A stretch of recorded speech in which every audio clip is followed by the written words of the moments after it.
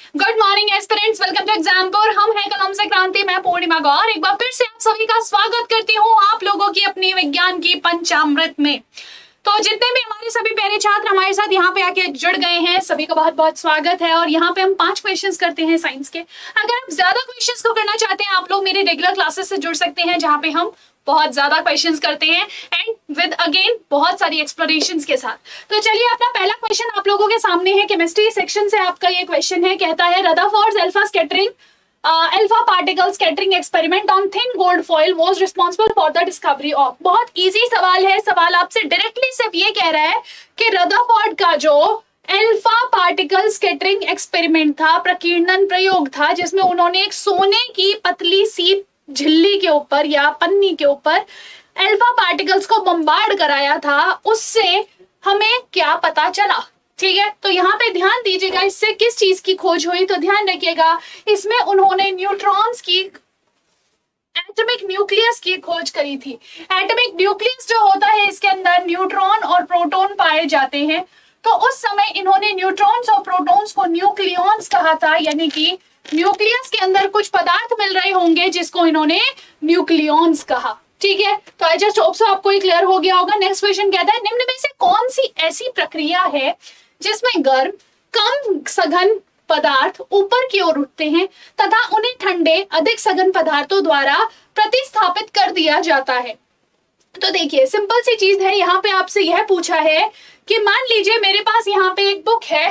ठीक है, ये रेड वाले अंकल के पास एक बुक है, इनको ब्लू वाले अंकल तक एक बुक पहुंचानी है, ये बुक। ठीक है, तो अब ये क्या कर सकते हैं, खुद अपनी जगह से हिलना नहीं चाहते, तो ये क्या करेंगे, ये जो बीच में येलो वाले अंकल है इनको बुक दे देंगे। येलो वाले अंकल क्या करेंगे, ट्रैवल करके जाएंगे और ब्लू वाले अंकल को बुक दे देंगे। ठीक है, यानी कि यहाँ पे क्या हुआ, अगर आप बहुत ध्यान से इस चीज को देखो, आपसे सवाल में पूछा गया है जिसमें गर्म कम सघन पदार्थ, यानी कि जो आपके क्या है, विरल पदार्थ हैं, विरल एटम्स हैं, वो ऊपर की ओर उठते हैं। यानी कि ये जो येलो वाले अंकल है वो चलना स्टार्ट करते हैं किसकी तरफ, ऊपर की तरफ। ठीक है, यानी कि ब्लू वाले अंकल की तरफ। तो सीधी बात है, आप इसको बहुत ध्यान से समझिएगा कि ये कोई गर्म पदार्थ है, यहां से गर्मी निकलती है और वो गर्मी के जो मॉलिक्यूल्स होंगे वो ट्रैवल करके ठंडक वाले इलाके की ओर जाते हैं। ठीक है, यानी कि नीचे से ऊपर की ओर ट्रैवल कर रहे हैं, और जिसके अंदर मॉलिक्यूल्स का एक्चुअल मूवमेंट होता है, जहां पे अणुओं का बिल्कुल एकदम वास्तविक गति होती है, उसको हम लोग कहते हैं बच्चा क्या, उसको हम लोग कहते हैं कन्वेक्शन, यानी कि संवहन। और ये आपका सीजीएल 2020 का प्रश्न है। ठीक है, और ये क्वेश्चन ध्यान रखिएगा कि आपसे कंडक्शन, कन्वेक्शन और रेडिएशन से बार बार क्वेश्चन पूछे जाते हैं, और यह भी पूछा जाता है कि जो कंडेंसेशन है यह क्या है। तो ध्यान रखिएगा, अगर कोई भी गैस से सीधा लिक्विड में कन्वर्ट हो जाए वस्तु, वह कंडेंसेशन है। रेडिएशन क्या है कि बिना किसी माध्यम के अगर जो प्रकाश के पदार्थ है, मतलब कोई भी एक हीट है, वो डायरेक्टली सीधा अपनी वस्तु तक पहुंच जाती है, उसको हम रेडिएशन कहते हैं। और कंडक्शन के अंदर मॉलिक्यूल्स पर मॉलिक्यूल ट्रांसफर होता है, यानी कि वो साथ ही हाथ बढ़ाना वाला कॉन्सेप्ट है ना, कि एक एक मॉलिक्यूल जो है अपनी हीट को आगे आगे ट्रांसफर करता जाएगा, इसी को कंडक्शन कहते हैं। ठीक है, तो हमारे से यहाँ पे कन्वेक्शन पूछा था, जिसके अंदर नीचे जो गर्म आपके पदार्थ है वो गर्म होके ऊपर की ओर चलते हैं, और जो ऊपर वाले पदार्थ हैं वो धीरे धीरे नीचे की ओर आते जाते हैं। ठीक है जी, चलिए नेक्स्ट देखो, how many arteries are there in umbilical cord. ये आपके शरीर से संबंधित सवाल है कि जब हम जो है माता के गर्भ में होते हैं तो एक गर्भनाल डेवलप हो जाती है। ठीक है, वो जो गर्भनाल होती है उसके अंदर कितनी धमनियां होती हैं। तो बच्चे ध्यान रखिएगा कि जो गर्भनाल होती है ना, उसके अंदर क्या रहता है, वो बिल्कुल उल्टा काम करती है हमारी बाकी सभी धमनियों से। जैसे हमारी जो धमनी होती है, हमारी जो आर्टरी होती है, वो क्या करती है, तो आप कह देंगे मैम धमनी ऑक्सीजन वाला रक्त का वहन करती है। ठीक है, किसका, ऑक्सीजन वाले रक्त का वहन करती है हृदय से शरीर के अंगों तक। ठीक है, यही काम होता है ना धमनियों का।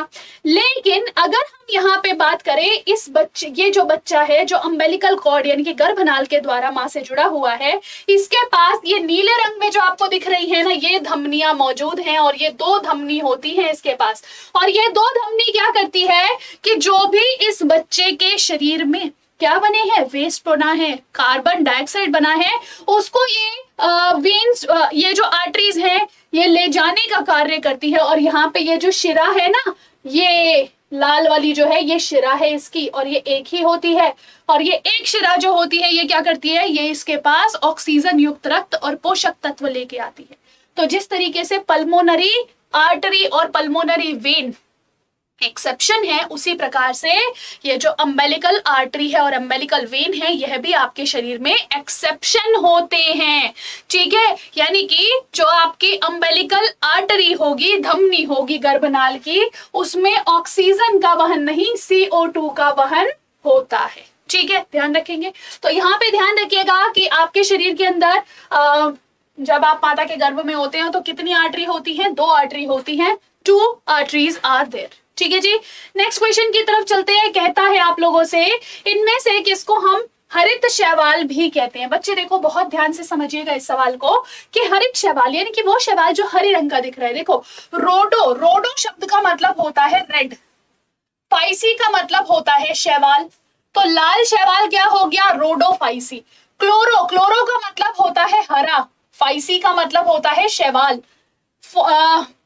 पोर्फियोरिडम, ये जो है आपका शैवाल का प्रकार मतलब देख लेंगे हम यहाँ पे, लेकिन अगर मैं यहाँ पे फियोफाइसी की बात करूं इसका मतलब होता है भूरा और फाइसी का मतलब है शैवाल। तो यहाँ पे आंसर क्या हो जाएगा मैम, हरा शैवाल हमसे पूछा है, ये क्लोरोफाइसी हो जाता है। और शैवाल के अध्ययन को क्या कहा जाता है, फाइकोलॉजी कहा जाता है शैवाल के अध्ययन को। ठीक है बच्चा, नेक्स्ट क्वेश्चन की तरफ चलते हैं।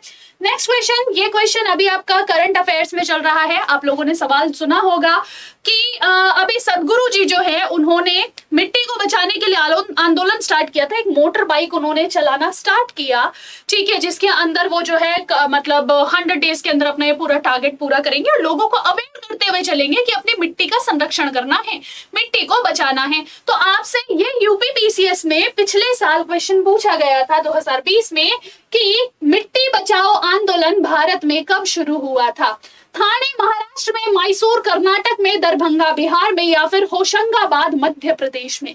तो ध्यान रखिएगा कि ये जो मिट्टी बचाओ आंदोलन है यह एमपी के होशंगाबाद में शुरू किया गया था, और जिसमें क्या हो रहा था कि तवा डाम जो है, जो तवा डाम है मध्य प्रदेश में, वहां पे वाटर लॉगिंग हो रही थी और साथ साथ लवणता बढ़ रही थी, सैलिनिटी बढ़ रही थी। इसके लिए जो लोकल फार्मर्स थे उनकी डिमांड थी कि जो लैंड्स अफेक्टेड हुए हैं उसको कंपनसेट किया जाए। भैया उनकी रोटी पानी कहाँ से आएगी अगर उनका लैंड सलाइन हो जाएगा, कहाँ से सब अपने जो है फसलों को उगाएंगे। तो इस वजह से जो है इस मूवमेंट को चलाया गया था जिसमें मिट्टी बचाने के ऊपर कार्य किया जा रहा था। तो आई जस्ट होप सो आप ये इसका आंसर कर देंगे सही, होशंगाबाद एमपी में। ठीक है, तो चलिए फिर आज के सेशन को बच्चे हम लोग यहीं पे विराम देंगे, मिलेंगे आप लोगों से नेक्स्ट सेशन में। और साथ साथ ध्यान रखिएगा कि आज का जो सेशन है इसके बाद मेरी जो अगली क्लास होगी वो होगी बच्चे सुबह 11 बजे एसएससी एग्जाम्स पर एग्जाम्पल पे, तो आप लोग मेरे साथ वहां पे जुड़ सकते हैं। तो चलिए मिलेंगे आपसे फिर नेक्स्ट क्लास में, और 2 बजे आप मेरे साथ जुड़ सकते हैं हरियाणा एग्जाम्स पर एग्जाम्पल पर। This is Purnima Gaur signing off, take care, bye bye.